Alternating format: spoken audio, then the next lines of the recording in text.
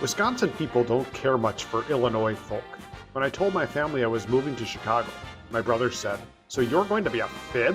Which is an acronym for fucking Illinois bastard, a common term used by Wisconsin people for Illinois folk. But I already talked about this in a video I titled FIBs, which I put a link for in the description. And while you're going to another video, please subscribe to my channel and like some of my stuff for the love of God. A lot of Illinoisans are unaware of this nickname, and the feeling isn't generally mutual, because Illinois folk love Lake Geneva, Wisconsin Dells, and Door County. In fact, the only thing about Wisconsin that most Chicagoans hate are the Green Bay Packers, because their rivalry with the Chicago Bears is ancient and real.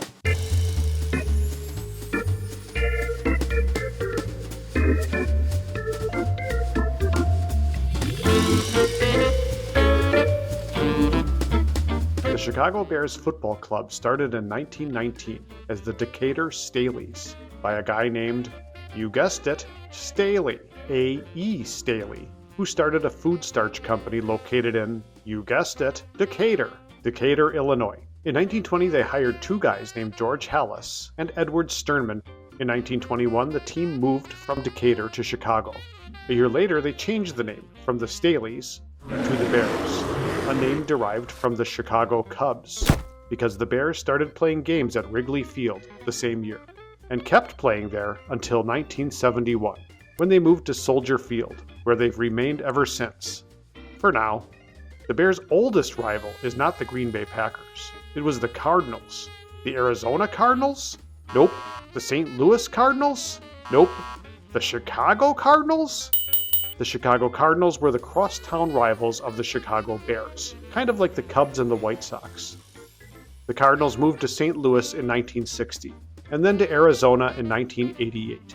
George Halas, who I mentioned earlier, was nicknamed Papa Bear because he led the team as owner and coach for decades. Under him, they pioneered the T formation. We'll never forget the way you build a nation with your T formation. A revolutionary offensive strategy that fueled their dominance in the 1940s.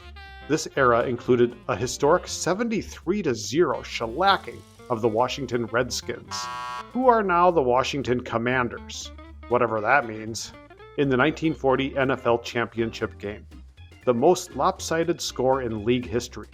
The Bears won 9 NFL championships, 8 of which were before the Super Bowl era, but they only won 1 Super Bowl in 1985. The 1985 team was coached by Mike Ditka and led by legends like Walter Payton, Jim McMahon, and the legendary defense, including Mike Singletary and Richard Dent, and coached by Buddy Ryan. That season, they only lost 1 game, and they made the cringy Super Bowl Shuffle rap video. We are the Bears, shuffling crew, shuffling on down, doing it for you. We're so bad, we know we're good, blowing your mind like we knew we would. They destroyed the New England Patriots 46-10 in the Super Bowl. But it might have been different if the Patriots learned about deflating the football. The Bears would have to wait another 21 years to return to the Super Bowl, but they lost it to the Indianapolis Colts. The Bears haven't been playing that great lately, consistently losing to the Green Bay Packers. But they don't let that stop them from talking shit about them.